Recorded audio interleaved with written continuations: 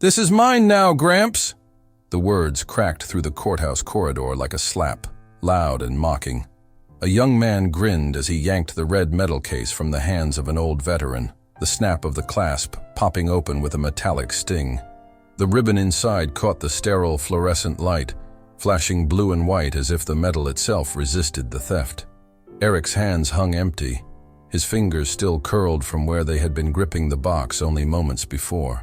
His knuckles trembled, his skin thin and weathered, marked by decades of work and war. He did not lunge. He did not shout. His jaw tightened, the faint line of muscle shifting as his eyes fixed on the metal that had been torn from him. The corridor erupted with snickers. A phone camera was lifted, its red record light blinking, capturing the humiliation for entertainment. The thief turned the metal case in his hand, showing it off like a cheap trinket. "Look at this.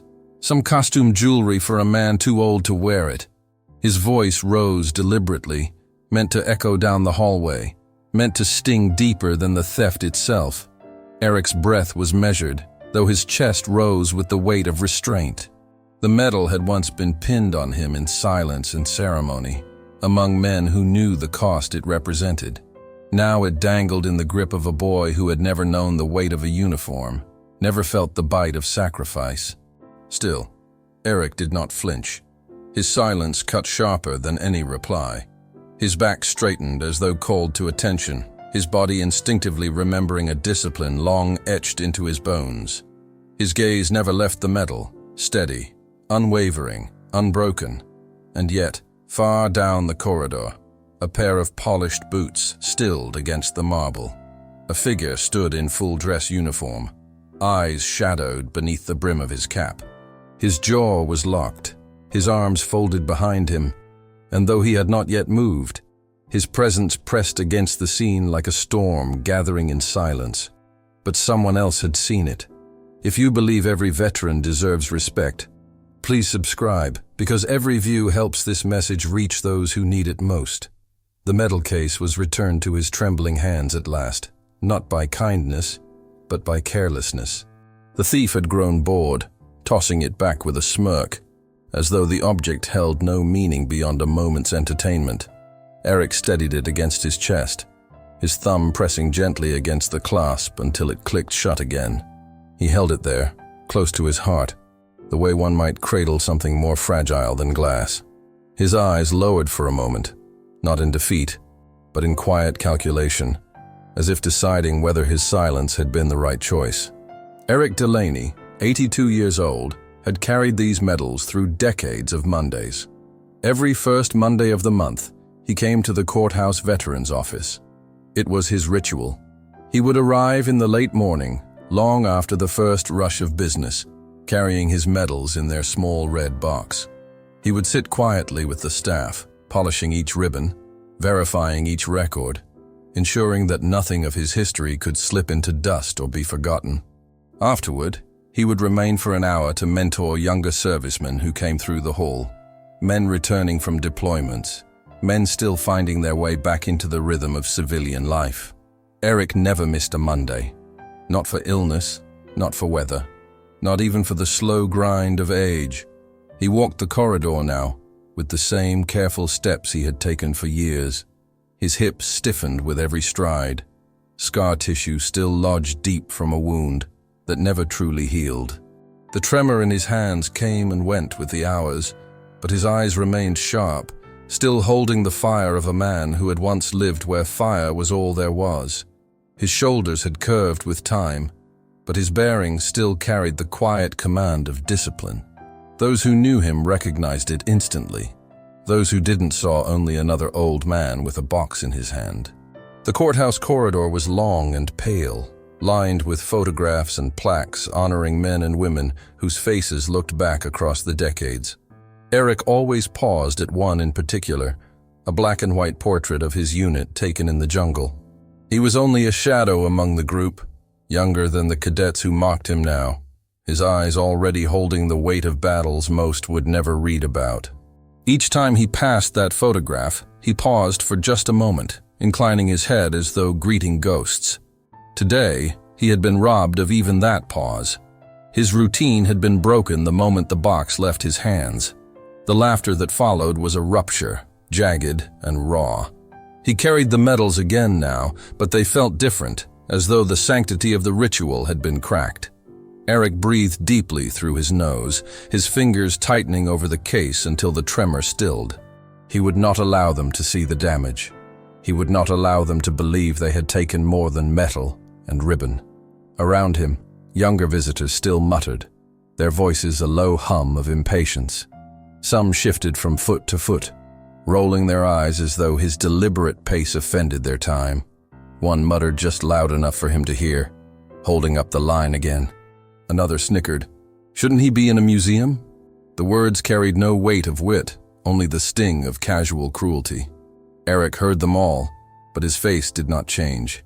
He kept moving, each step steady, each breath controlled. The metal case pressed against his chest was not merely decoration. It carried the memory of men whose names had long since been etched into stone. It carried the smell of damp soil, the echo of gunfire, the memory of hands pulling comrades from the mud. Each ribbon was a story too heavy to be told in casual conversation, too sharp to be shared with laughter. To Eric, it was sacred. To them, it was a toy. He reached the veteran's office door and paused, his free hand brushing the edge of the frame. The brass handle was cool under his palm, the kind of detail one would overlook on any other day. Eric always noticed it. He always took that extra second before stepping through, grounding himself, preparing to sit with others who carried scars.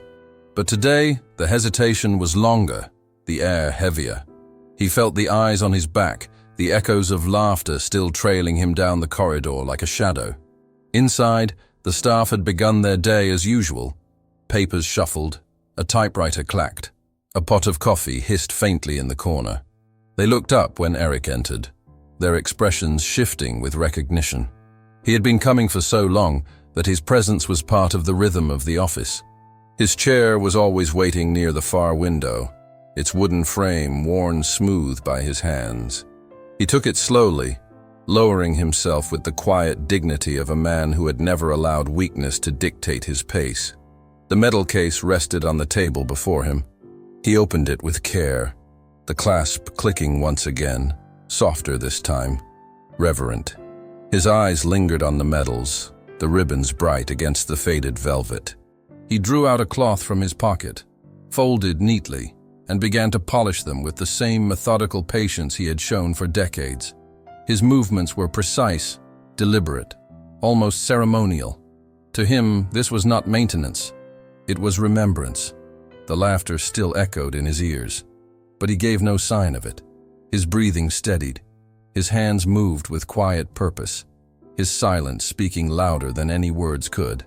Yet somewhere in the corridor beyond the office walls, boots remained planted. The figure who had witnessed everything had not left. He stood still, silent, watching, his presence waiting like the unspoken promise of a storm. The courthouse hallway was alive with the shuffle of shoes and the low murmur of voices. But for Eric, it all moved at a slower rhythm. His cane clicked softly against the marble floor with every step, a quiet metronome that matched the deliberate pace of his breathing. The metal case remained cradled in his free hand, balanced against his chest with a grip that was both protective and reverent. He had carried it this way for years, and the motion was second nature, yet today, the corridor felt different. The air was heavy with eyes that lingered too long. A pair of younger men leaned against the wall near the doorway, their phones glowing with the dull blue light of distraction. As Eric passed, one nudged the other with his elbow, whispering something just out of earshot. Both snickered quietly, not caring if he noticed. Eric did not turn his head. He had heard laughter before, in barracks, in jungles, in silence that broke too easily. He knew better than to feed it. Still, his grip on the metal case tightened, his thumb brushing the clasp as though checking to make sure it had not been lost again. The veteran's office was only a few more steps ahead, but those steps seemed longer with each passing glance. A young woman in business attire passed him quickly, the click of her heels sharp against the floor. She muttered under her breath, Move it along, old-timer. Not loudly enough for confrontation, but loud enough to slice. Eric heard it, though his face gave nothing away. His silence was his shield, his measured pace his act of defiance. A boy, no older than 18, brushed past him suddenly, moving fast enough that Eric stumbled slightly. The cane struck the marble with a louder clap as he steadied himself, the metal case nearly slipping from his hand. The boy tossed an empty apology over his shoulder, careless, already half laughing with friends who waited further down the hall. Eric's jaw tightened, his knuckles pale around the box, but he did not waver. He adjusted his grip, straightened his back, and pressed on. The walls were lined with plaques, etched with the names of those who had served, those who had been lost. Eric's eyes lingered on one as he passed, the familiar inscription catching his attention as it always did. He mouthed a name softly, a comrade he had carried once, though no one nearby noticed. It was a small ritual within the larger one, a silent salute folded into his walk. But today, even that brief reverence was overshadowed by the sting of voices that trailed behind him. "Look at this one," a voice muttered, just loud enough to travel. "Takes 10 minutes to cross the room." Another chuckled in response. The laughter was thin but sharp, carried on the air like smoke. Eric's ears caught every syllable, yet his steps did not falter. He moved as he always had, deliberate and steady, his discipline refusing to crack under the weight of mockery. The veteran's office door creaked faintly as he pushed it open. Inside, the familiar scent of old paper and brewed coffee wrapped around him, steadying his breath. The wooden chair by the window waited, worn from years of his visits, its armrests smooth where his hands had rested countless times. Eric lowered himself into it slowly, his movements careful but graceful, never hurried, never clumsy. Even in age, his actions carried the precision of training. The metal case rested on the table before him once more.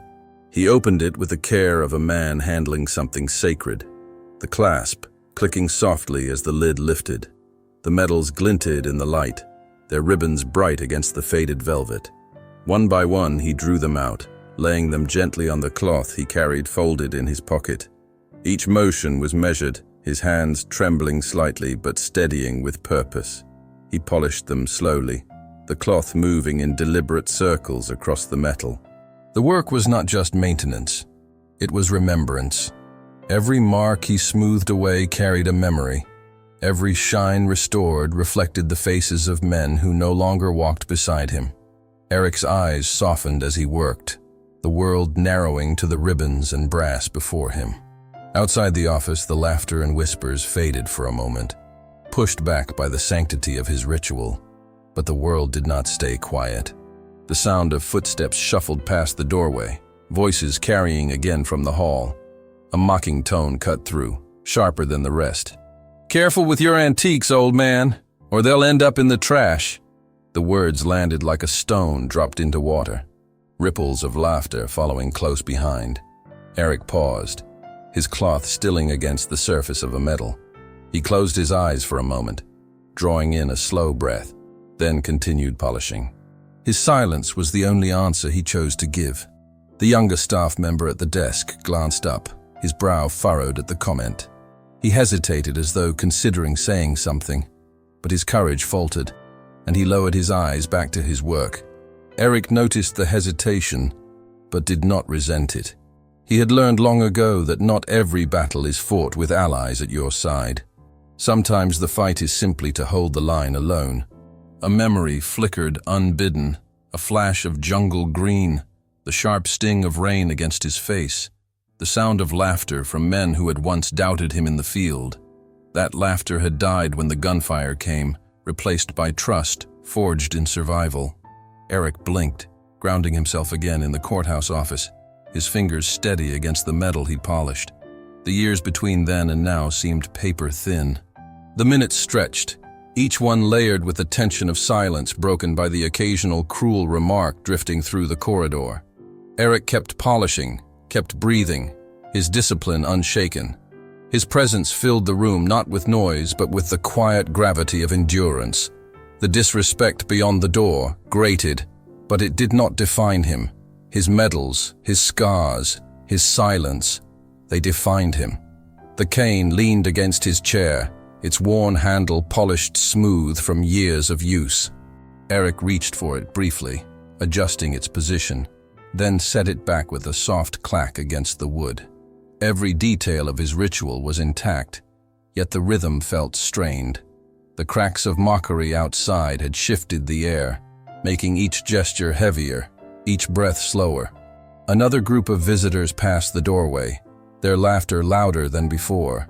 One voice carried clear, dripping with mock arrogance. Bet he bought those on eBay.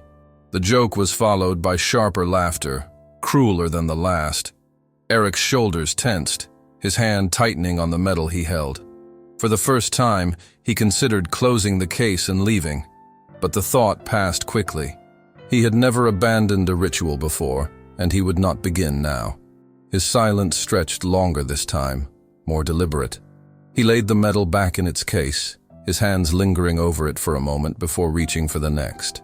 He worked slower now, every motion deliberate, as though each polish was an act of defiance against the voices beyond the door. His dignity had become his only weapon, and he wielded it with precision. The staff worker behind the counter stole another glance at him, his eyes flicking to the medals with faint recognition. His lips parted as though to speak, but he hesitated again, the weight of the room too heavy. Eric gave him a brief nod, almost imperceptible, as if to release him from the burden of choosing a side.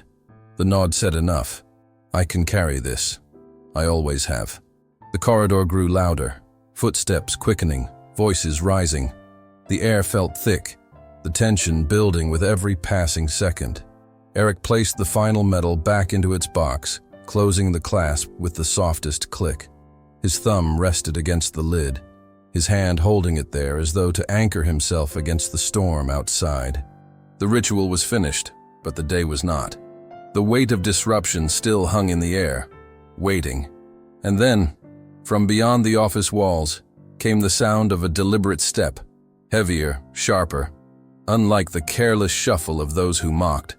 It was a sound of authority, measured and certain, moving closer with every echo across the marble floor. The courthouse hallway swelled with noise as a group of younger men lingered outside the veteran's office. Their voices bounced off the marble, careless and unchecked, carrying sharp edges meant to cut. Eric sat inside, the metal case closed now, resting against the grain of the wooden table. His hands covered it lightly, as if shielding it from the laughter seeping through the doorway. His eyes lowered, his silence unbroken, but the storm outside gathered strength. The door creaked suddenly as one of the young men pushed it open without hesitation. His sneakers squeaked against the polished floor as he swaggered in, his shoulders loose with arrogance. The others clustered just behind him, their faces alight with cruel amusement. They had smelled vulnerability, and it had emboldened them. The intruder's eyes fell immediately on the metal case. His smirk widened as he leaned on the edge of the table, his fingers drumming against the wood. So this is it? All this fuss over a couple of old trinkets? His voice was louder than necessary, carrying not just to Eric, but to everyone within earshot in the corridor. Eric's fingers tightened slightly over the case, the knuckles whitening faintly. He did not rise to the bait. His breathing remained steady, his posture still upright despite the tremor in his hand. He lifted his eyes just enough to meet the young man's gaze, the look calm and unyielding. His silence was not submission, but defiance, though the boy was too blind to recognize it. With a sudden motion, the young man reached down and snatched the metal case from beneath Eric's hands. The sound of the lid snapping open echoed sharply, metallic against the still air of the office. The metals glinted under the fluorescent lights, their ribbons spilling slightly over the velvet lining. Gasps rose faintly from those nearby, but no one moved to stop him. The young man flipped the case toward his companions, holding it high like a prize. "Look at this! Pretty ribbons for an old man's costume." Laughter erupted behind him, some of it sharp and mocking, some of it nervous and uncertain. A phone lifted, its camera blinking red, capturing the moment for ridicule. The sight of history being filmed like a joke sent a shiver through the room. Eric rose slowly from his chair. His cane scraped softly against the wood as he steadied himself, his other hand empty now, reaching faintly toward the case. His voice came quiet but firm, a steady line of control. "Please, that doesn't belong to you." The words carried no anger, no desperation, only weight. But weight was not what the young man heard. The thief barked out a laugh, his voice rising louder to drown out Eric's measured tone. "What's he gonna do about it? Shake his cane at me?" The others laughed louder, emboldened by his arrogance. The noise grew until it filled the room, drowning out the hum of lights and the shuffle of papers, drowning out everything but humiliation. One staff worker stepped forward from behind the counter, his brow furrowed. "That's enough. Hand it back." His voice was thin, hesitant, but at least it carried a flicker of defense. The young man turned to him with mock surprise, lifting the case higher. "We're just having fun, sir. No harm done." The laughter roared again, and the staff worker faltered, his courage ebbing under the force of ridicule. He sank back without pressing further. The young man turned back to Eric, flipping through the medals as though they were cards in a deck. His fingers left smudges across the polished metal, his grip careless, unworthy. "What are these even for, huh? Some game you played back when everything was black and white?" His companions chuckled, their laughter rolling like a wave. Eric stood still, his shoulders straight, his face unmoved. His silence seemed to grow heavier with every insult, a wall that their words could not crack. He reached out his hand once more, steady despite the tremor, his eyes never leaving the medals. The young man ignored it, tossing the case lightly from one hand to the other, each motion careless, each motion dangerous. The air grew tighter, the tension pulling every breath taut. The medals shifted with each toss, the ribbons fluttering dangerously close to the edge of the velvet.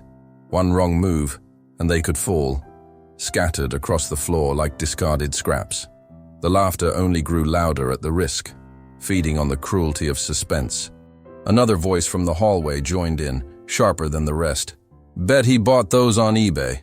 The laughter doubled, cruel and cutting, echoing through the marble corridor like a chorus. The disrespect was no longer confined to one voice. It had spread, poisoning the space with ridicule. Eric's eyes did not waver. He remained fixed on the case, his breathing measured, his jaw tight. His silence was absolute, his dignity intact despite the storm around him. He had faced worse than this in jungles and firestorms. He would not yield to boys who mistook cruelty for strength. The thief, sensing the silence as weakness, pressed further. He stepped closer to Eric, his voice rising with mock bravado. "Come on, old man. Tell us how many dinosaurs you had to fight off to earn these shiny toys." The laughter that followed was shrill, piercing, echoing like a weapon. For a moment, Eric did not move. His silence was iron, unbreakable. He drew in a breath, steady and deep, his hand still outstretched. He did not lash out. He did not plead. He stood as he always had, silent, steady, dignified. But the scene had reached its peak, and even silence could not carry it forever. From the far end of the corridor, boots struck the marble with deliberate rhythm. The sound was different, sharp, commanding, undeniable. The laughter faltered, thinning as the steps drew closer. Some turned their heads, uneasy, sensing authority pressing into the space. The young man still held the medal case, but the room no longer felt his. Eric did not turn toward the sound. His eyes remained on the medals, his posture unbroken. He had endured the storm, but something else had entered the hall, something heavier than mockery, stronger than silence. The figure who had been waiting in the distance was moving at last. His presence was no longer passive. It was coming closer, carrying with it the weight of authority that none of the mockers could ignore. The medal case was still clutched in the young man's hand, his grip careless, his laughter sharp. Yet the noise of mockery only seemed to make Eric stand taller. He adjusted his shoulders until his back was straight once more, the posture instinctive, drilled into him long before these boys had ever learned to walk. His silence carried through the room like a steady drumbeat, unyielding, unbroken. He reached for the button of his shirt collar and fastened it slowly, his fingers deliberate despite the tremor. Each movement was precise, controlled, as though dressing for inspection. The crowd saw an old man adjusting his clothes, but those who understood could see it was more than that.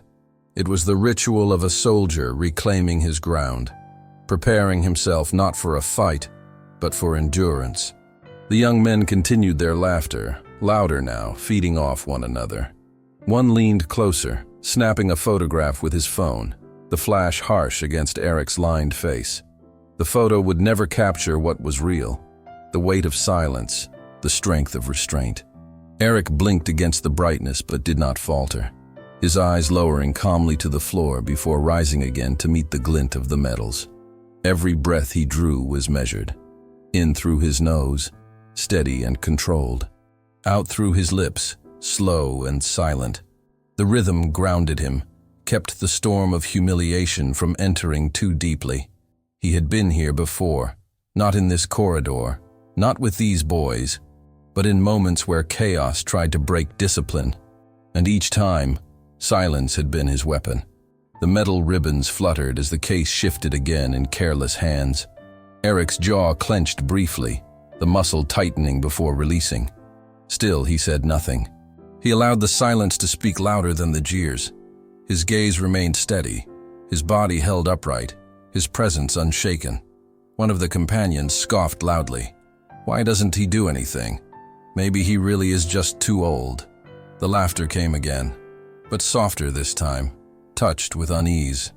The longer Eric stood without breaking, the less their cruelty felt like victory.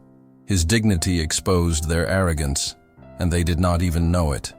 Eric lowered his hand, no longer reaching for the case. Instead, he placed it gently on the cane beside him, the worn wood familiar against his palm. He stood balanced, not leaning, his weight evenly distributed like a soldier at parade rest.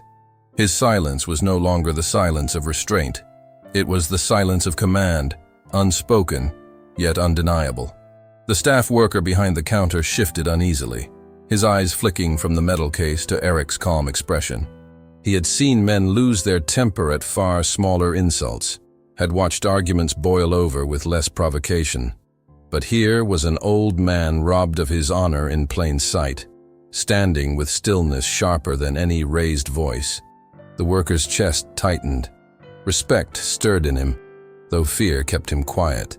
The young man holding the case raised it higher, turning toward his friends again. See? Nothing. Just stands there like a statue. Guess he knows he's beaten. But his words, loud and cocky, rang thinner now. The laughter that followed was not as sharp, not as sure. Eric's silence weighed against them, dulling the edges of their cruelty. The office itself seemed to notice. The air grew stiller, the hum of lights louder in the lull between jeers. Outside in the hallway, footsteps slowed as passers-by sensed tension in the room. Heads turned briefly before moving on, but not everyone left. Some lingered, watching, drawn by the strange gravity of the scene.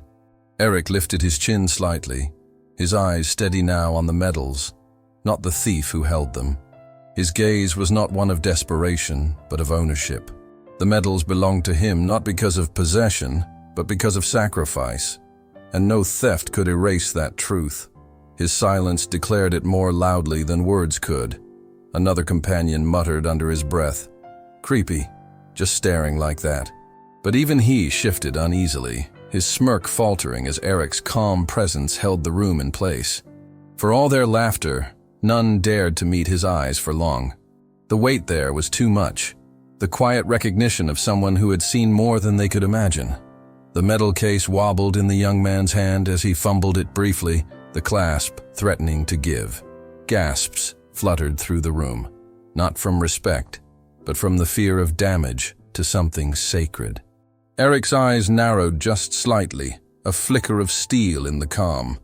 The boy caught the case again, laughing nervously, but the moment revealed what none of them would admit.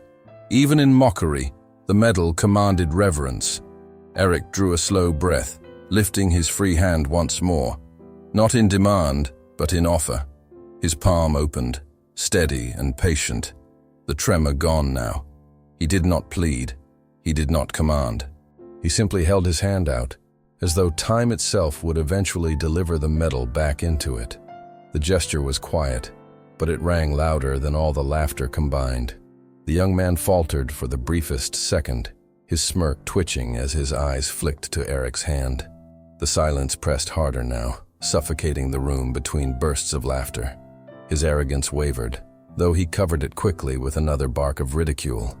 "You think you deserve this? It's just a piece of metal." Still, Eric did not speak. He let the words hang, unanswered, until they lost their power in the air. He stood with the patience of stone, with the endurance of someone who had weathered storms larger than ridicule. His stillness was not weakness. It was defiance in its purest form. From the far end of the corridor, the measured rhythm of boots striking marble returned, louder now, closer. The sound carried authority with each echo, a presence that neither the laughter nor the arrogance could drown out. The young men glanced briefly toward it, their expressions flickering with uncertainty. But Eric did not move. He did not turn his head. He remained focused on the medals, on the ribbons that glinted faintly under the harsh light. His silence was complete, his dignity intact, and yet the weight of another's gaze had settled firmly upon the scene, a gaze that had watched long enough in silence. In that moment, the mockery no longer stood alone. Authority had entered the hall, though it had not yet spoken. The contrast was clear. Arrogance, loud and brittle on one side, dignity silent and unbroken on the other. The balance of the room shifted, waiting for what would come next. At the far end of the corridor, the rhythm of boots on marble grew clearer with each step, steady and deliberate, not hurried, not loud, simply certain. The sound alone shifted the air, carrying the kind of authority that no mockery could withstand. Heads began to turn, one by one, drawn not by spectacle but by gravity. Something was coming closer, and with it, the laughter began to lose its edge. General Robert Mason had been standing in silence until now, his posture straight as steel, his hands folded neatly behind his back. His uniform, pressed to perfection, bore the ribbons of campaigns stretching back decades. His cap shadowed his eyes, but the line of his jaw was sharp, locked tight, betraying nothing but control. He had not moved when the medal was stolen. He had not spoken when the laughter echoed. He had only watched, measuring each action, waiting for the moment when silence would no longer serve. The polished leather of his boots struck the marble in perfect cadence. The sound was not rushed. It was the rhythm of a soldier who had never lost his command of pace. Every step carried weight, each one a reminder of discipline ingrained through years of service. Those who heard it could not ignore it, though none dared admit aloud why their laughter faltered. The young men at the center of the mockery glanced toward the approaching figure, their smirks flickering. They tried to cover their unease with more laughter, louder and sharper, but the effort rang hollow now. Their eyes betrayed them, darting back to the man in uniform as though gravity pulled them against their will. Eric did not turn his head. He had heard the steps from the beginning, felt the shift in the air long before the others noticed. But he remained still, his gaze locked on the medals that glinted in careless hands. He knew the sound of authority when it approached. He had known it all his life. He did not need to see it, to believe it was there.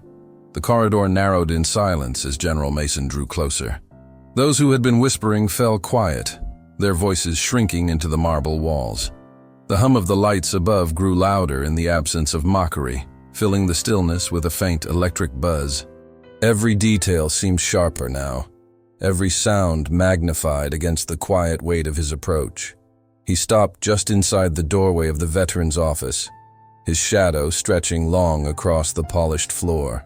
The uniform he wore was not for vanity. It was for remembrance, for ceremony, for the weight of history that men like Eric carried in their silence.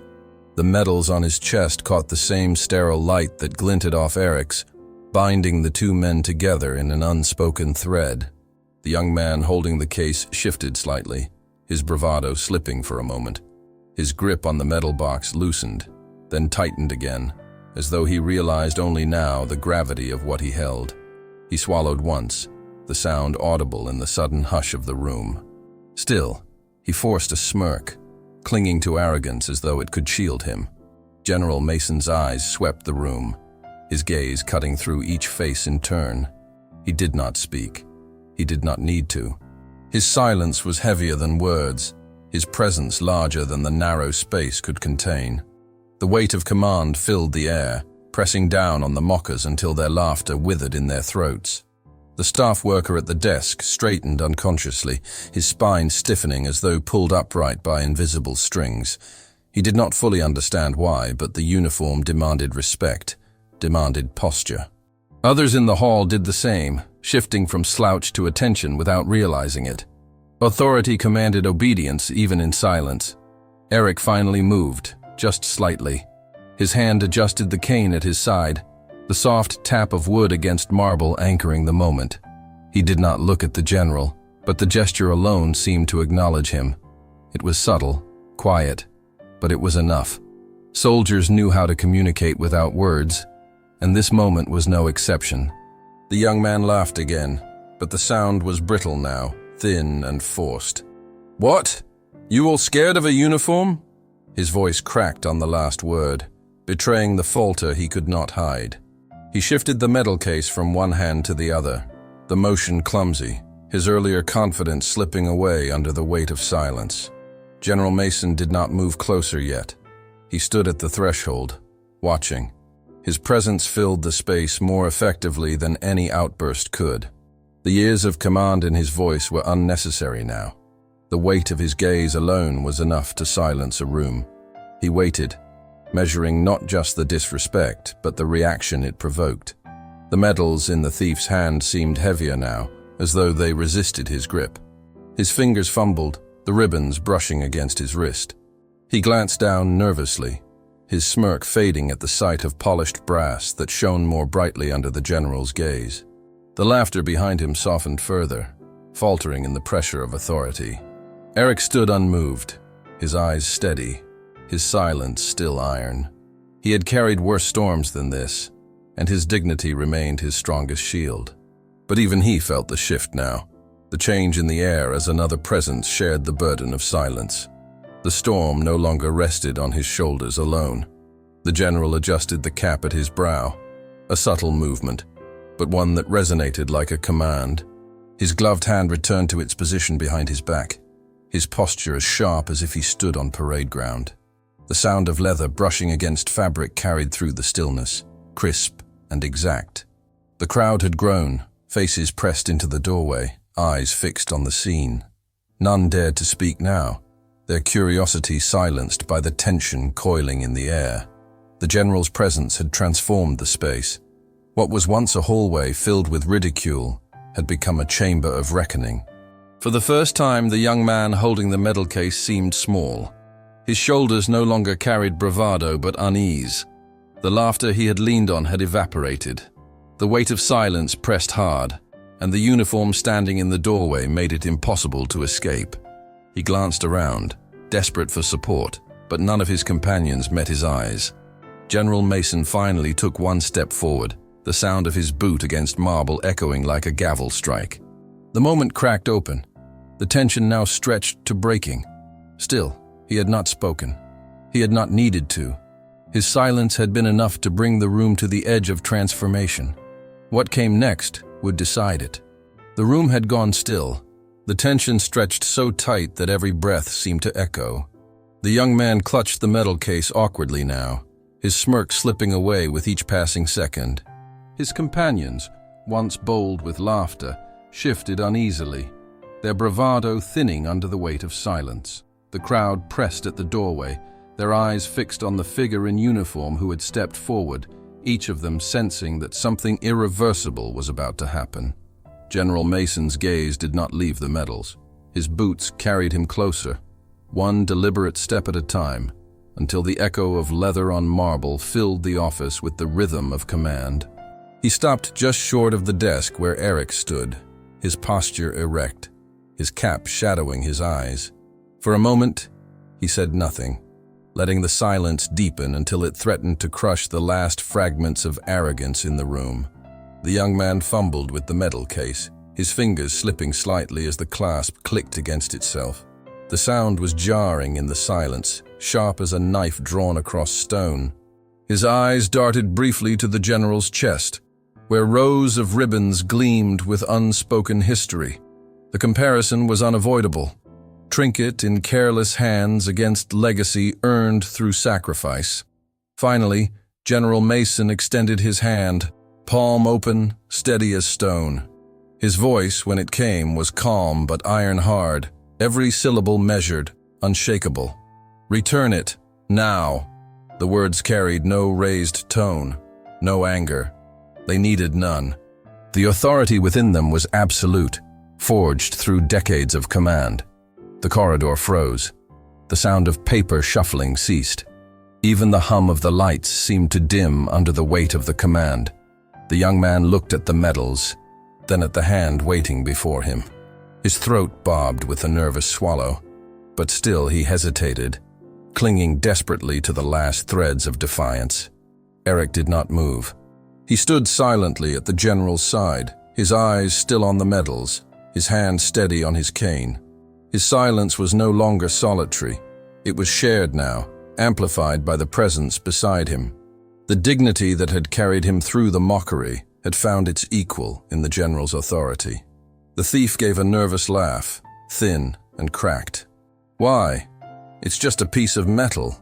His voice shook slightly at the end, betraying what his smirk could not hide. The others behind him did not laugh. Their faces had drained of amusement, their eyes fixed on the man in uniform who had spoken only once, yet commanded the entire room. General Mason did not withdraw his hand. His eyes locked onto the young man's, steady, unwavering. He did not blink. His silence after the command was heavier than the words themselves. It was a silence that allowed no escape, no excuse, no refuge in laughter. Slowly, reluctantly, the young man extended the case forward. His hand trembled as he placed it into the general's palm, the weight of the medals leaving his grasp. The moment stretched like eternity, the transfer of history from unworthy hands back to one that understood its meaning. The general closed the case gently, snapping the clasp shut with precision. The sound echoed through the office, final, undeniable. He held the medals for a brief moment, his gloved fingers brushing across the ribbon before turning to face Eric. He did not step in front of him, did not take his place, did not overshadow. Instead, he moved to Eric's side, standing level with him, shoulder to shoulder. His boots aligned with Eric's cane, the line of their posture united. Authority and dignity together, unspoken but unmistakable. General Mason extended the case toward Eric with both hands, the gesture formal, ceremonial, deliberate. His voice came again, softer but no less firm. "These belong to you."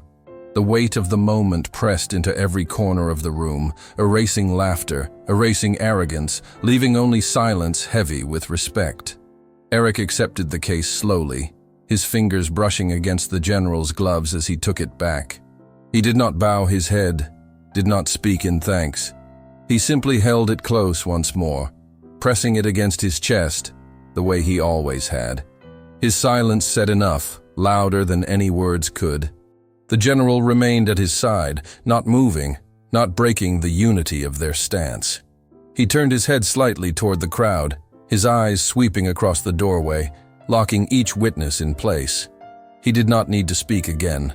The act itself had been declaration enough. For the first time since the mockery began, the young men who had laughed found themselves unable to meet Eric's gaze. Their smirks had withered into thin lines of unease, their postures slouched, not with arrogance, but with the weight of shame. They shifted in silence, exposed by the quiet dignity that had outlasted their cruelty. The staff worker at the counter sat taller now, his chest lifted with pride that he had not felt when the laughter rang. The sight of the general's gesture, the return of the medals, ignited something within him. His hands stilled on the papers before him, his respect newly sharpened by what he had witnessed. The crowd at the doorway was silent too, their eyes wide, their breaths held. What had begun as entertainment had turned into reckoning, and they knew instinctively that they were in the presence of something larger than ridicule. They were witnessing honor reclaimed, dignity defended not by force, but by silence and respect. General Mason finally shifted his stance, his boots clicking softly against the floor as he straightened further, if that were possible. He did not smile. He did not scowl. His expression was carved from stone, the face of a man who had seen too much to waste emotion on mockery. His presence was enough, his action already carved into the moment. Eric breathed steadily, his metals pressed once more against his chest. He looked neither to the general nor to his tormentors. His gaze remained forward, steady, as though he saw beyond the walls of the courthouse into fields far away, into memories that only he could carry. His silence remained unbroken, but now it no longer stood alone. The air itself seemed to shift, thicker with respect, quieter with recognition. Even those who had come only to watch felt it, their shoulders straightening unconsciously under the weight of the transformation. The laughter was gone. In its place, reverence settled into the space like dust finding its rightful place. For a long moment, neither man spoke. Eric held the metal case close against his chest, his hand steady despite the tremor that had been there earlier. The general remained beside him, his posture sharp, his presence unwavering. Their silence was not awkward, not empty. It was heavy, filled with decades of unspoken stories, with memories neither had to explain. Their eyes met briefly, a flicker of recognition passing between them. It was not the gaze of strangers. It was the gaze of men who understood the same burdens, carried the same invisible weight, walked the same long road of sacrifice. No words were needed. The recognition alone was enough. General Mason gave the faintest nod, so subtle it might have been missed by anyone who did not know what it meant. Eric returned it, a slow dip of his chin, acknowledging not only the man beside him, but the bond that had been silently forged in that instant. To anyone watching, it was just a gesture. To them, it was a salute in disguise. The young men who had mocked shifted uncomfortably, their bravado crumbling in the silence. They saw it too, though they could not fully understand. The weight of that glance, the power of that nod, it unsettled them more than any shouted rebuke could. It revealed a brotherhood they could never touch, one earned in fire and endurance. Eric's breathing slowed, steadier now, as though the general's presence had anchored him more firmly in place. He no longer seemed alone under the sting of humiliation. He had stood his ground in silence, and now his silence was shared, reinforced, amplified. It was not surrender. It was triumph of a quieter kind. The general kept his hands behind his back, his boots firm on the marble, but his body leaned ever so slightly toward Eric, enough to show alignment. It was not dominance. It was solidarity. It was the quiet declaration. You are not alone in this moment. The staff worker behind the counter swallowed hard, his eyes bright with something unspoken. He had seen the medals mocked, seen dignity held in silence, and now he saw recognition passed between two men with nothing but a nod. His chest rose with a breath he hadn't realized he was holding, his respect deepening in the stillness. In the doorway, the crowd fell quieter still. Their earlier fascination had been tainted with shame, but now it was reshaped into something different. They were no longer watching a spectacle. They were witnessing a truth. The atmosphere itself shifted from ridicule to reverence, carried on nothing more than silence and presence. The young man who had held the medals looked at the floor now, his hands shoved into his pockets, his shoulders slumped. The arrogance that had filled him earlier had vanished, stripped away by the quiet dignity before him. He could not look at Eric. He could not look at the general. His shame weighed heavier than the laughter that had once carried him. Eric adjusted the medal case gently in his hands, brushing his thumb across the lid as though reassuring it. The action was tender, almost fatherly, a gesture of reverence not for the medal itself, but for the memories it represented. His silence deepened the weight of the act, turning it into something larger than possession. It was stewardship of history. The general's eyes softened just slightly, the stern line of his face easing for the briefest moment. It was a look of recognition, of respect, of memory. He did not smile. He did not need to. The faint change was enough to say what words could not. I know what this cost you. The corridor outside seemed to pause as well. Even footsteps that passed by softened, their pace slowed, as though those beyond the doorway felt the shift in atmosphere without knowing why. The building itself seemed to bend in respect, the silence settling into its walls like stone remembering the weight of time. Eric's shoulders lowered fractionally, the tension of the earlier mockery easing out of him. It was not weakness, it was relief, the kind of release that comes only when a burden is quietly shared. He had carried the weight alone for so long that the simple presence of recognition felt like a salve. The general's gloved hand twitched slightly at his side, not in impatience but in restraint. He could have spoken. He could have explained Eric's history to the room, but he did not. He knew some things carried more power in silence, and this was one of them. To speak would have cheapened what was already clear. The air grew denser, thicker with the unspoken. Those who had once laughed now felt compelled to stand straighter, their eyes lowering in discomfort. They were witnessing something that belonged to a world they had never known, something larger than their arrogance could ever grasp. The staff worker reached instinctively for the small flag pinned to his lapel, his fingers brushing across it as though grounding himself.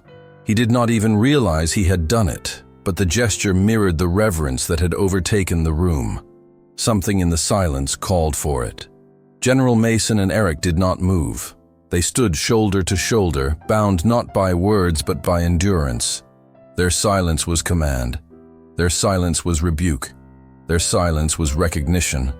And the room bent under it, reshaped by dignity that could not be mocked away. The crowd in the doorway did not leave. They stayed rooted, compelled. Their earlier curiosity transformed into humility.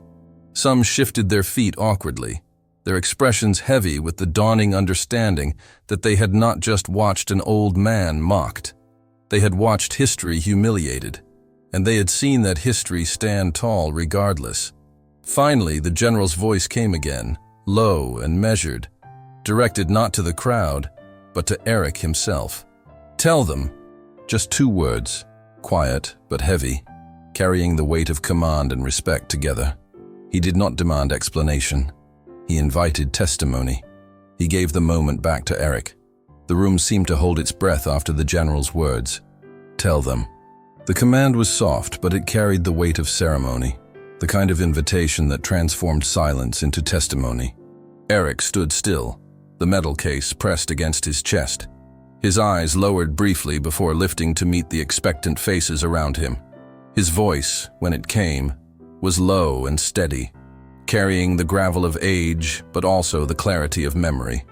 It was Hill 482, he began, the words simple but cutting through the stillness like a blade. The young men shifted uncomfortably, the name meaning little to them, but the tone demanded their attention. Eric's eyes unfocused slightly, not in weakness but in recollection. We were pinned down 3 days, rain that did not stop, mud up to our knees, ammunition gone, men too tired to lift their heads. His breath caught, then steadied again. Each sentence landed heavy, each word stripped of flourish, leaving only truth. He tightened his grip on the metal case, his thumb brushing the edge of the clasp as though grounding himself. We moved at night, low, slow, no lights. Just the smell of wet earth and the sound of breathing we tried to make quiet. The image painted itself across the room, shadows of men crawling through darkness. Every breath a gamble. They hit us before dawn, Eric continued, his voice tightening. Mortars, machine guns, the kind of fire that tears the air apart. I pulled one man back, then another, each one heavier than the last. I do not remember the weight. I only remember their faces. I only remember the sound of them begging not to be left. His eyes glistened faintly, but his voice did not break. The crowd in the doorway leaned closer now, their earlier smirks erased, their bodies stilled by the rawness of the words. Even those who had mocked were struck silent, the reality of what was spoken pressing heavier than any rebuke. "One did not make it," Eric said softly. The words dropped into the room like stones, final and immovable. I carried him anyway, his blood on my back, his silence heavier than his weight. I carried him because we do not leave them behind. Not then, not ever. His voice lowered further, nearly a whisper, but everyone heard it. The medal case in his hand seemed heavier now, his knuckles white against the red leather. He looked down at it briefly, his eyes hardening with memory. "These are not decorations," he said, his voice firmer. "These are reminders. They remind me of the men who never came home. They remind me of the cost." The general inclined his head slightly, his jaw tightening as the memories pressed through the room. He knew this rhythm. He had carried it too. His silence now was reverence, a recognition of truth too sacred to interrupt. Eric's breath grew uneven for a moment, his chest rising and falling as though the years had collapsed onto his shoulders again. "I hear them still," he whispered. "At night, in the quiet, their voices call out, not with anger, not with blame, just calling. I wake, and I remember I am still here, and they are not." His hand trembled faintly, but his grip on the case never loosened. The staff worker at the desk swallowed hard, his own eyes damp as he pressed a fist against his chest, an unconscious gesture of respect. He had never been to war, never carried such memories, but in that moment, he felt the edge of it, enough to understand why silence could be heavier than words. The young man who had mocked the loudest stood with his arms crossed, but his posture sagged, his jaw tightened, his face pale. The earlier smirk was gone, replaced by something unfamiliar to him: shame. He lowered his eyes, unable to look at Eric, unable to stand beneath the weight of the testimony. Eric drew in another breath, slow and deliberate, reclaiming control of his voice. "5 came home because we moved the way we did, because we used the old drills, the ones you laugh at." He paused, his eyes narrowing slightly, his gaze shifting across the room until it landed on the group of mockers. 5 came home because of them. 2 did not. That is the truth, and it does not matter if you laugh. It happened. It will always have happened. The silence that followed was profound, deeper than any hush that had come before.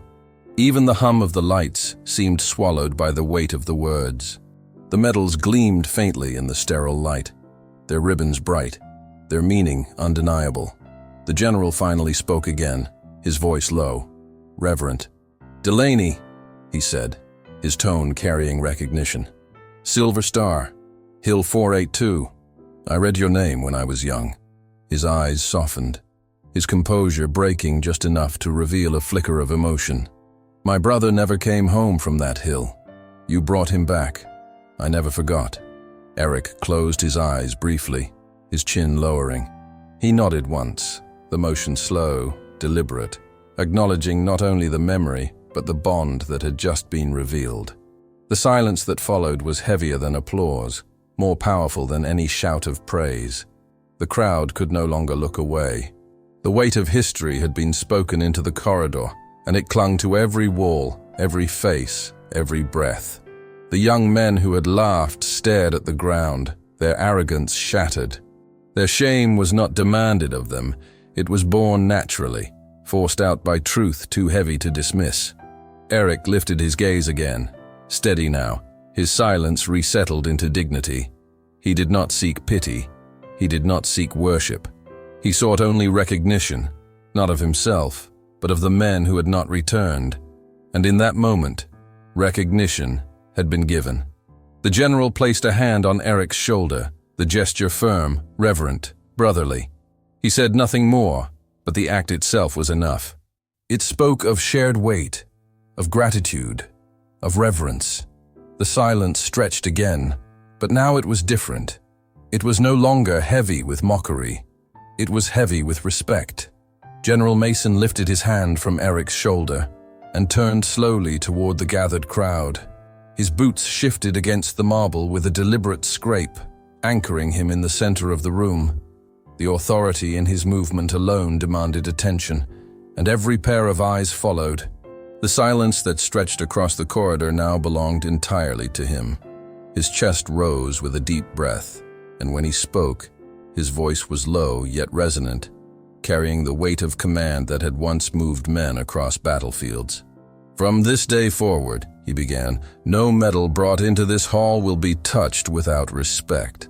The words fell like a verdict, each syllable final, undeniable. The crowd stiffened instinctively. Even those who had not mocked stood straighter, their spines pulled taut by the command in his tone. Some shifted their weight uncomfortably, but none dared break the silence. The authority in his words allowed no interruption. The general's gaze swept across the room, pinning each of the young men in turn. His eyes were not filled with rage, but with the steel of expectation. "If I hear laughter at a veteran's scars," he continued, his voice harder now, "or silence when honor is mocked, you will answer to me." The warning did not need elaboration. The weight of it hung heavy, sharp as a blade. Eric remained steady at his side, silent, his medals pressed once more against his chest. His presence amplified the words without needing to add any of his own. The dignity of his endurance, paired with the general's authority, turned the moment into something greater than rebuke. It became declaration. General Mason raised the medal case slightly, not as a trophy but as a symbol. His gloved hand held it with reverence, the gleam of the clasp bright beneath the lights. "This is not a relic," he said firmly. "This is not decoration. This is history. This is sacrifice. And as of today, it will be treated as such in this place." He turned his head toward the staff at the veteran's office, his eyes locking with the young worker behind the counter. "Effective immediately, a guard will stand in this hall, a veteran, one who has earned the right to safeguard the memories carried here. These medals will never again be left vulnerable to hands that do not understand their weight." The staff worker's chest tightened as he nodded quickly, his voice catching in his throat as he whispered, "Yes, sir." The declaration rippled outward. Those at the doorway shifted, murmuring softly, not in mockery, but in awe. The reality of what had been established was clear. Tradition had just been born, carved into the routine of the courthouse by the authority of a man who could command such permanence. The young man who had mocked the loudest lowered his head, his eyes fixed on the floor. His earlier bravado was gone, replaced by a heavy shame that no scolding could have delivered.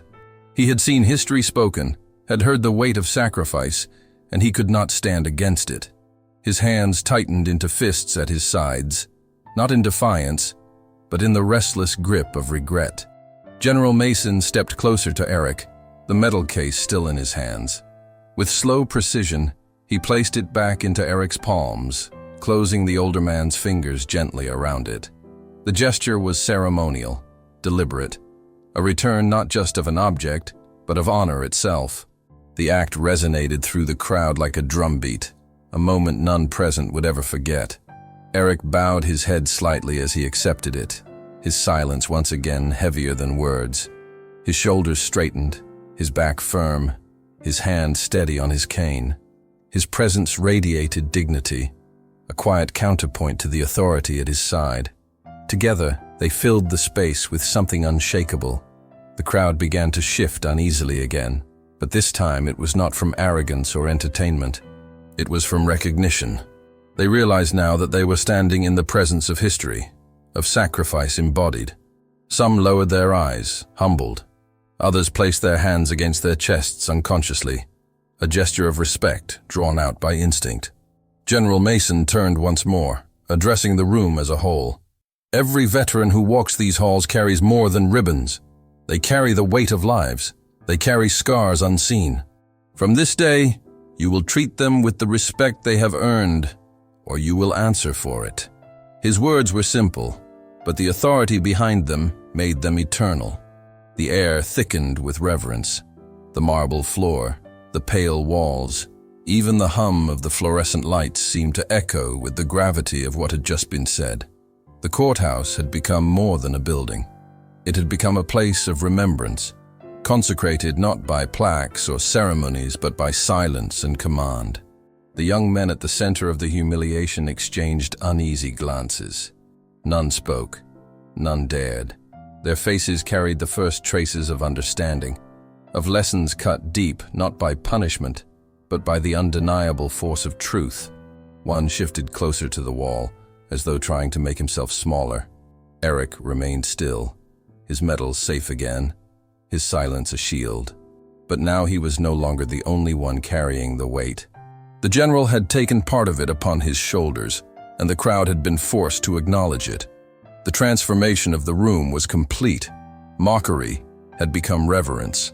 General Mason let the silence stretch once more, the final layer of his command settling into the walls. When he finally spoke again, his voice was low but firm, final as a seal. Remember this moment. Remember what you saw. And never forget the cost behind the colors you mocked. The words were not for Eric.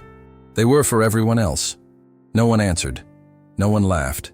No one dared shift. The silence that filled the hall was respect, pure and unforced. It was the silence of understanding, born from humiliation, turned into honor. The transformation was undeniable, irreversible. 1 week later, the courthouse corridor looked the same, yet it felt different. The same marble floors stretched beneath the fluorescent lights. The same office windows lined the wall. The same doors opened to the same rooms. But the air carried a weight it had not held before, a quiet expectation born from what had been witnessed within it. The hall had absorbed memory, and it lingered like a shadow. Eric returned as he always did, his steps measured, his cane tapping softly against the polished floor. The metal case rested under his arm, its red leather catching faint reflections of light with each step. His pace was slow, but there was no tremor of uncertainty in him.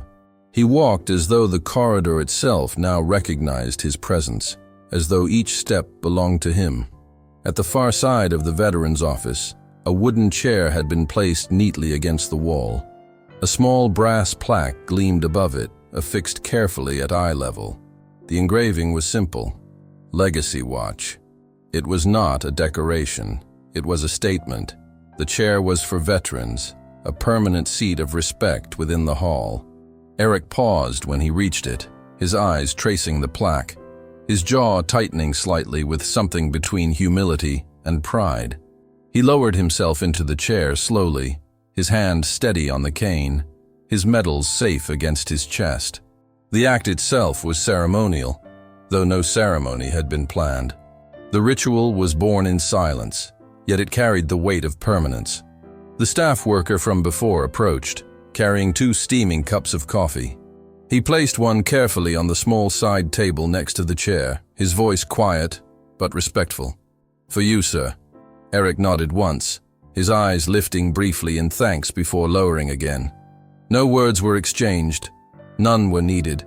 The act itself was recognition enough.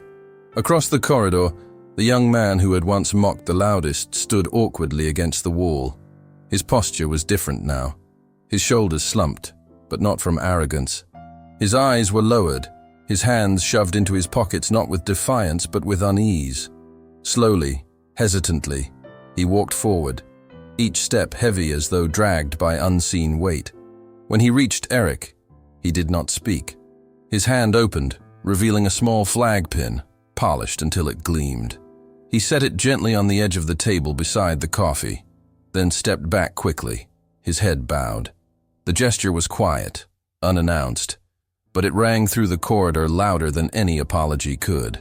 Eric's eyes rested on the pin for a long moment, his expression unreadable. Then slowly, he placed his hand over it, pressing it gently against the wood.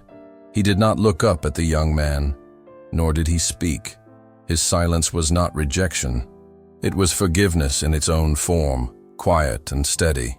The young man nodded once, almost imperceptibly, before turning and walking away. His steps were quicker now, almost hurried, but his face carried no smirk. His jaw was tight, his eyes damp, as though the weight of what he had witnessed had carved something permanent into him. General Mason appeared at the far end of the corridor, his uniform once again precise, his boots sharp against the marble. He did not speak as he walked, did not command attention aloud, but the hall straightened with his presence, just as it had before. He approached Eric slowly, his eyes locking with him as he reached the chair. He stopped directly before him and raised his hand to his brow, his salute sharp, flawless, carved from decades of practice. Eric lifted his hand as well, slower, the movement marked by age, but the precision was still there, the pride still unbroken. Their hands met the air together, salute for salute, honor answering honor. The corridor hushed around them. Those who passed by slowed, their eyes drawn to the simple exchange, their steps pausing as though unwilling to disrupt it. Some placed hands against their chests, others bowed their heads. None spoke. The silence itself had become the new tradition.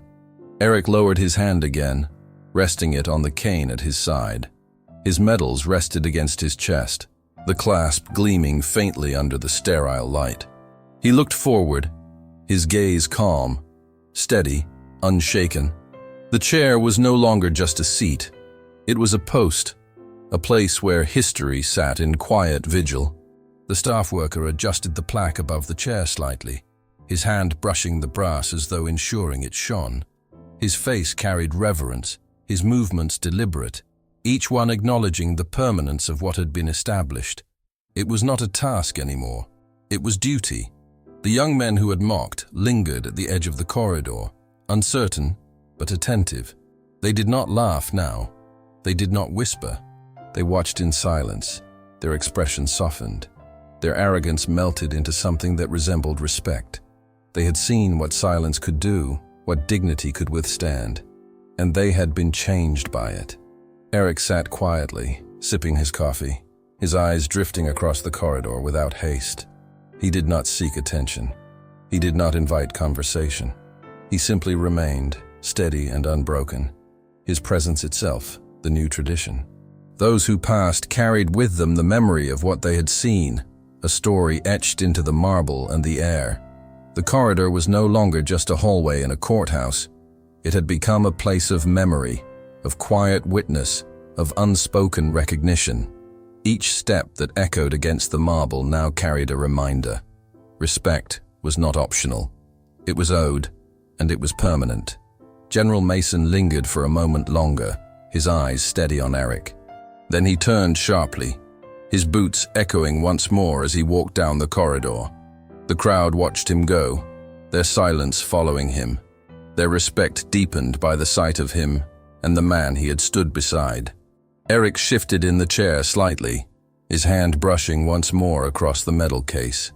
He closed his eyes briefly, his breath deep, steady. The corridor moved around him, people passing, papers shuffling, doors opening and closing. But he remained still, his presence grounding the space like an anchor. The tradition was born in that stillness.